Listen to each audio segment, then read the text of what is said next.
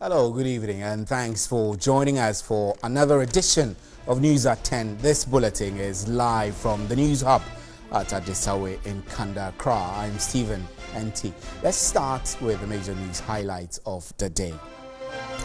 Some leaders of Nkonya are daring government over plans to take over the disputed land. But regent of Nkonya Tai, Christian Yao Eleti, says the disputed land belongs to the people of Nkonya.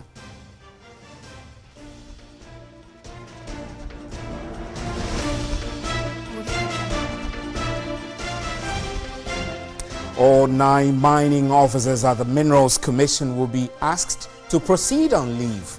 The Minister for Lands and Natural Resources, Peter John Amewu, blamed the level of destruction illegal mining has caused to lands and water bodies on their negligence. And Program Manager of the National Malaria Control Program has refuted claims malaria is still the leading case recorded at OPDs at hospitals. Dr. Constance Bart-Planche says Ghana has made significant progress in its fight to end malaria, adding all cases presented at hospitals are treated as malaria, although they don't run tests to prove it.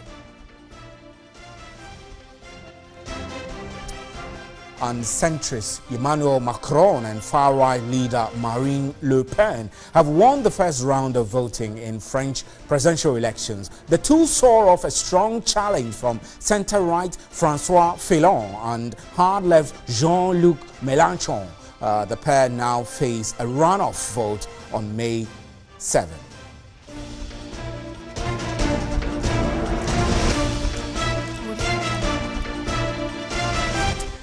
Those were our major news highlights. Remember, we're live on our Facebook page. We're streaming on 3news.com as well. Up next is the big one.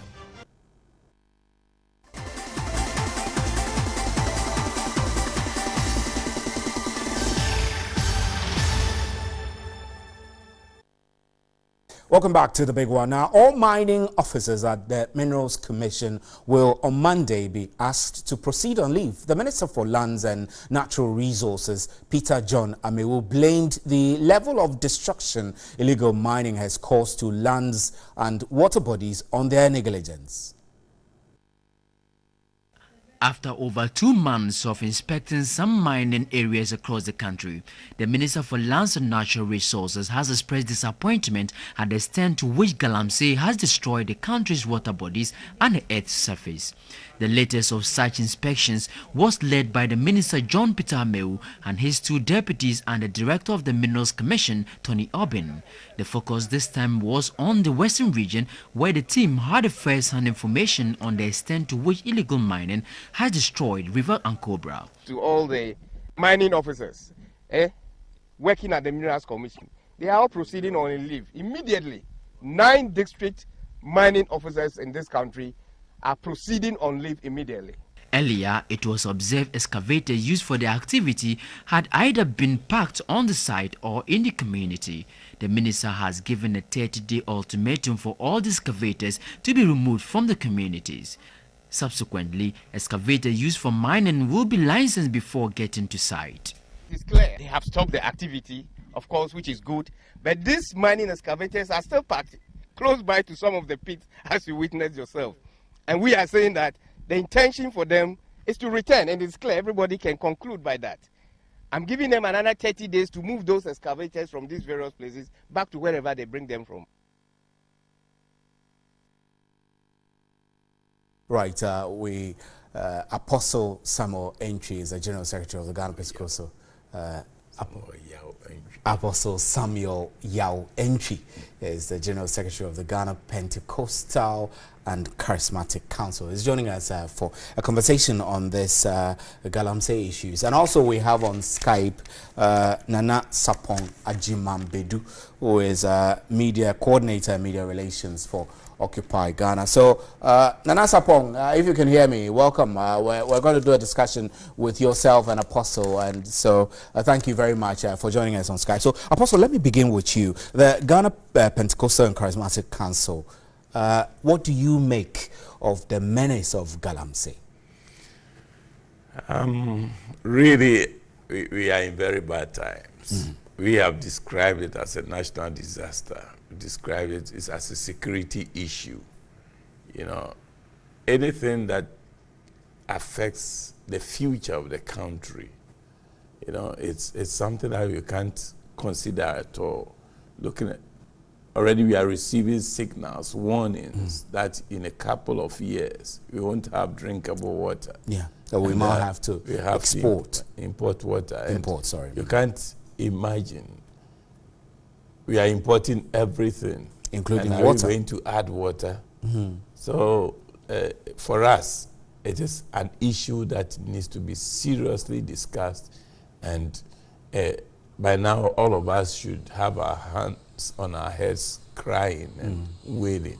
But would you say Christendom has failed to educate its members on the need to protect the environment whilst exploiting the resources of the same environment? In a way, because as we always claim that majority of Ghanaians are Christians, so it means people doing it are Christians, and therefore we carry majority of the blame. We haven't done what we should have done. We haven't taught our people stewardship of the environment, you know, and I sometimes say that as Christians we have preached, you know, evacuation. It's like heaven is our home, and therefore it's about preparing souls for heaven. And lately there being the craze for prosperity messages, which are taking over the salvation message. We have failed to teach people and teach them how to live in the now, in their preparation for heaven.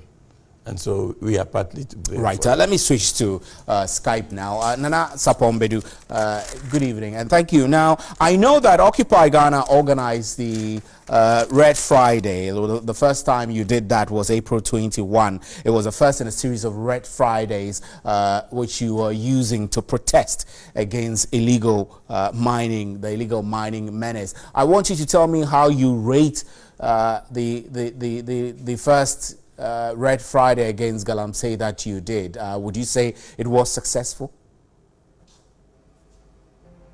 Yeah, thank you very much, and good evening to your viewers. I would say it was very much successful. We had quite a number of bodies, organizations, people, you know, posting videos on social media, venting their frustration against Galamsey. There were even some ladies in the Adan area, I think, who were also venting their frustration, the illegal salt mining. So I would say it was a good start, and the pressure will continue from that point going. There are also those who say that equipment for illegal mining activities, the minister tells us that some of these equipments have been moved away from sites, over 500 excavators or so. But then people also argue that these equipments should have been seized rather than being asked to be removed from site. Do you share the view of those who think that just moving the equipment from site was not hard enough or punitive enough? I think when people are taken to court and tried, you know, for illegal mining, their equipment are confiscated and seized by the states, and then they should be taken to various states, various government agencies within 60 days after confiscation by the courts. So I would believe that when the ones have been taken, they shouldn't go back to these guys who are using them for their illegal mining. So being taken from the site, you have to find out what exactly are they going to use. So are they going to be taking control of it? Are they going to be given to various state agencies for much better developmental projects? So we think that it should be seized and not just taken away from those sites. Right. Nana Ajimabedu, quickly, I want to ask you what the next line of action for Occupy Ghana will be. Yeah, we're going to keep on sustaining the pressure because we don't want government to go to sleep on this issue or any government from that matter.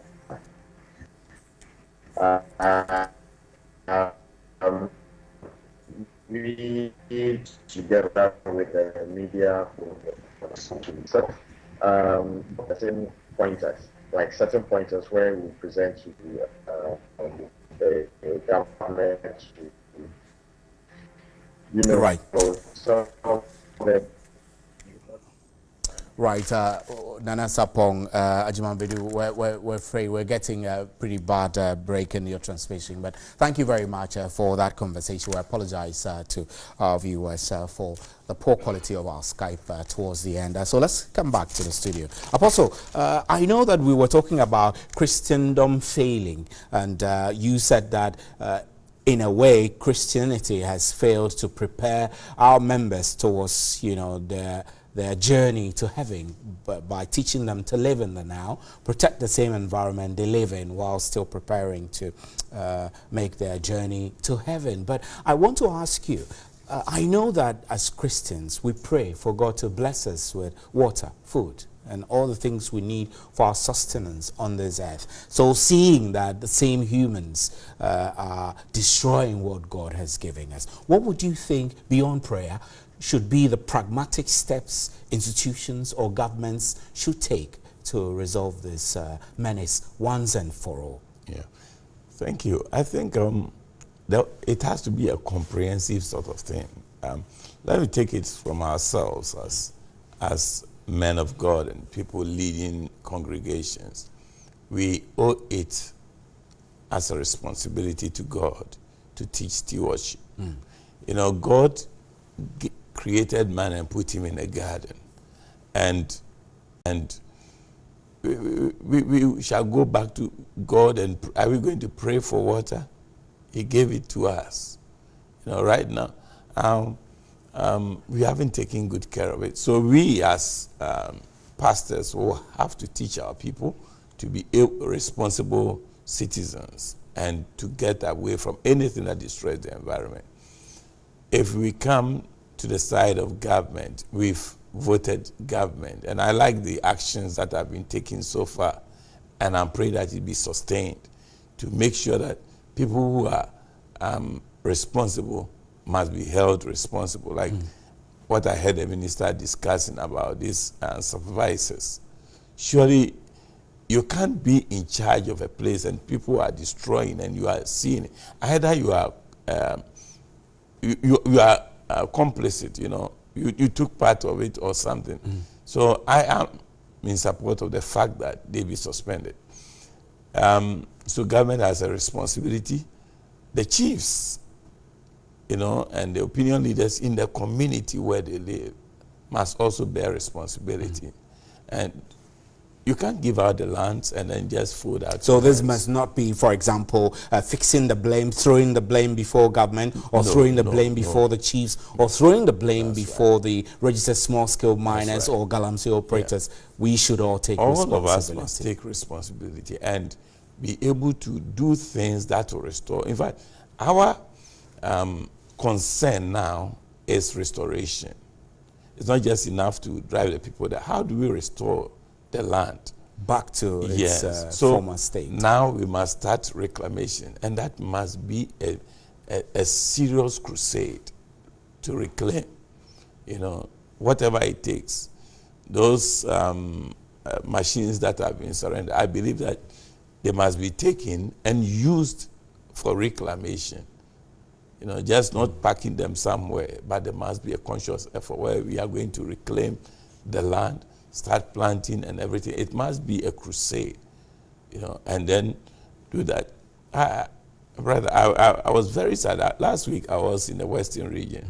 At least I saw Dan Cobra, I saw Pra, I saw with this one which is on the border at Tano. It's very frightening. And it's frightening. You can't imagine what we're going to do in a few years. And therefore, we must all put our hands and save our nation. Right. Apostle, we're grateful for your time. Apostle Samuel Yao Entry is the General Secretary of the Ghana Pentecostal Council.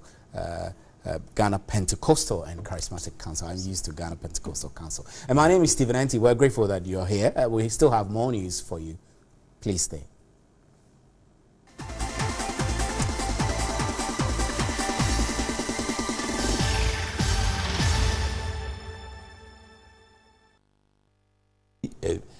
A serious crusade to reclaim, whatever it takes.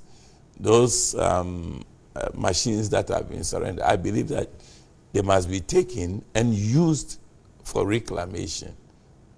Just not packing them somewhere, but there must be a conscious effort where we are going to reclaim the land, start planting and everything. It must be a crusade, and then do that.